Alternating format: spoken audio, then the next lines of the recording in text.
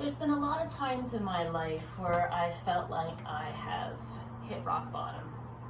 And I think that everybody has their own personal definition of what rock bottom means.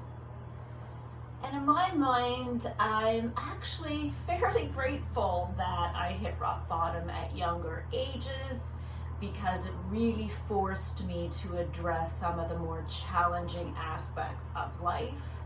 And in particular, connecting with deeper parts of myself that were outside of my ego. I've been quite open with the fact that I suffered from anxiety and depression in my 20s, and I'm sure it happened well before that. I remember being in primary and being very anxious and my stomach hurting and crying and all kinds of crazy things. I was just delightful. I'm not sure how I had any friends, but I somehow managed to. But I always want to address the fact that when you feel like you've hit a personal rock bottom, there's nowhere to go but up. And that is your opportunity to make dramatic change. In my later 30s, I had just had heart surgery. I was in recovery from it. I had a valve that needed repair. And by all means, the surgery went really well. But I developed a rare condition called pericarditis, which was very painful, and I had acute attacks off and on, and sometimes I still have minor attacks to this day. Painful, challenging, not going to kill me, but not fun. And for a full year, they didn't know what was wrong with me. And at this point, almost a year after my surgery, my partner left me. I moved in with my mom. I didn't know what the heck I was doing. I was working for a nonprofit charity. I didn't make enough money to live on my own and have a car and survive and so on and so forth. So that was a personal rock bottom for me. Not the first one, I might add, but hey, it did force me to stop and reevaluate my life and think, okay, what do I want? And I made some really important decisions. For example, I did not go into a serious relationship for the next 4 years. Some of it was not by choice. Trust me, I really had this drive to not be lonely, which is normal. It's a human condition.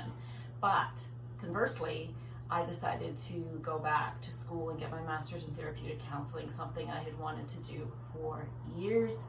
And I dove even deeper into my Jungian analysis with my analyst, and I was very dedicated, and it was a changing point in my life. I had the privilege, though, to be able to live with a parent who was very caring, to have a family that was supportive and lots of great friends. I already had a degree, so I was able to get into a master's program and so on, and I was able to get a student loan to bankroll it. Going into a weekend, you guys probably know if you've listened to anything I've written that I'm a fan of Russell Brand.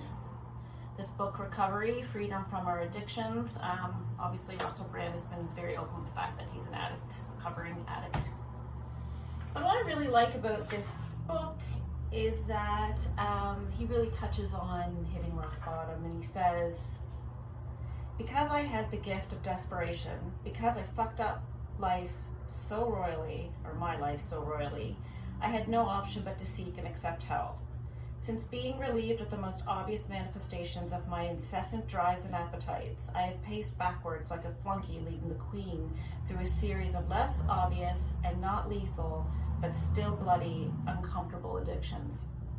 I believe that what the 12 steps and their encompassing philosophy, which I will lay out for you in these pages, will provide is nothing less of a solution to the dissatisfaction of living and dying to anyone with the balls to do the work.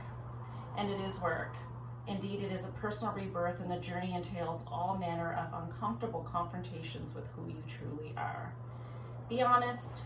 Have you ever sat down and inventoried all the things that bug you? The childhood skirmishes, seething stings of patricidal rage, your fury with the government or traffic or global warming or racism or Apple for continually changing their chargers. When are you planning to become the person you were born to be? To recover your connection to an intended path, on holiday, when the kids leave school, when you get a pay raise? Tick-tock, tick-tock, chisel poised. I'm not writing this book because I think I'm better than you. I know I'm worse. and so on. Really great book, really helpful. And it doesn't just mean your typical I'm addicted to alcohol or drugs, which obviously are very important, but addictions to things like social media, sex, you name it. There's so many things that we can be addicted to.